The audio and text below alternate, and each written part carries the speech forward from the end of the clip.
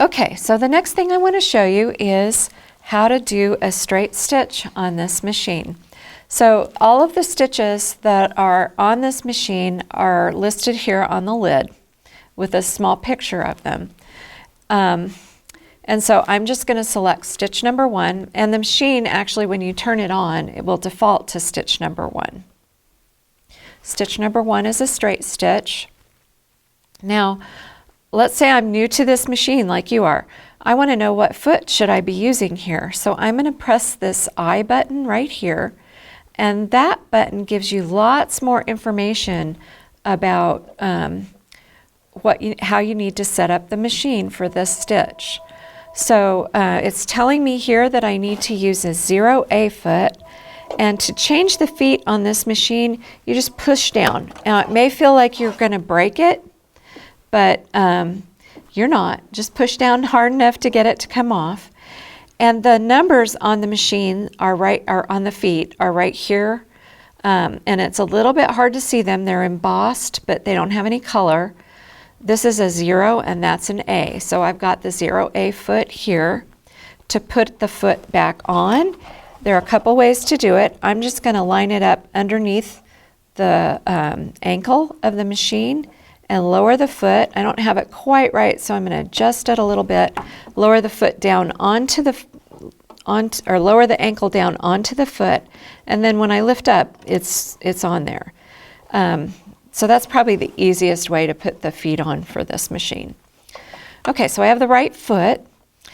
This machine also comes with the awesome and wonderful and legendary, I guess you could even say, built-in walking foot, or otherwise officially known as IDT.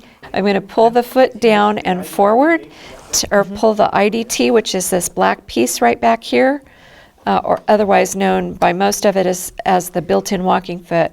Pull it down and forward to get it to engage. So it's ready to go. And on the screen, the reason I decided to engage that is on the screen here, this little icon means to engage the IDT. The next icon or little message here is for your tension. You see how there are a couple of little discs there? That's supposed to represent your tension discs, and that should be set between 4 and 5. Your tension button is right here. Right now it's on 4, which would probably be fine. I'm just going to set it about halfway between 4 and 5.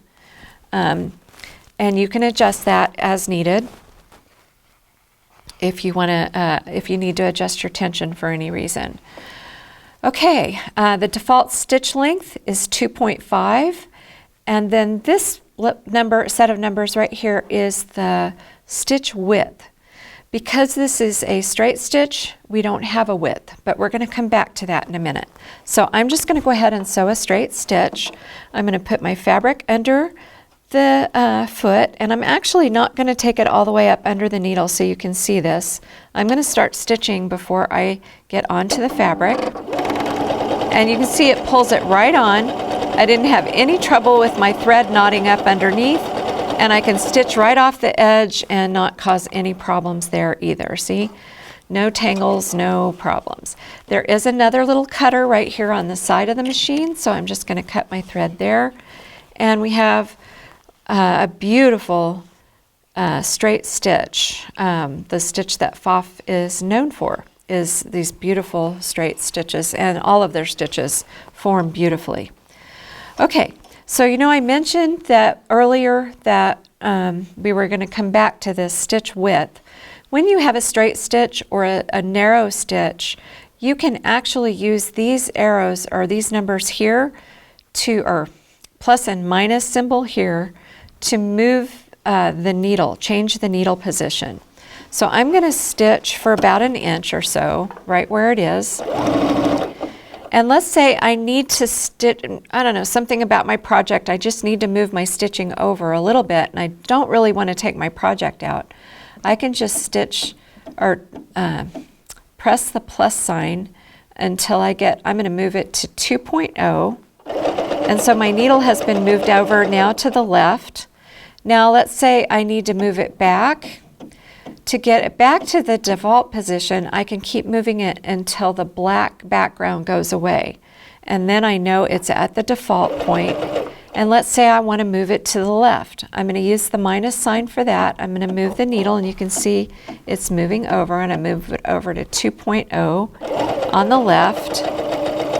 And then we'll move it back to default to the 0.0. And I'll show you what we just did. Cut my thread. So we started out in the center position.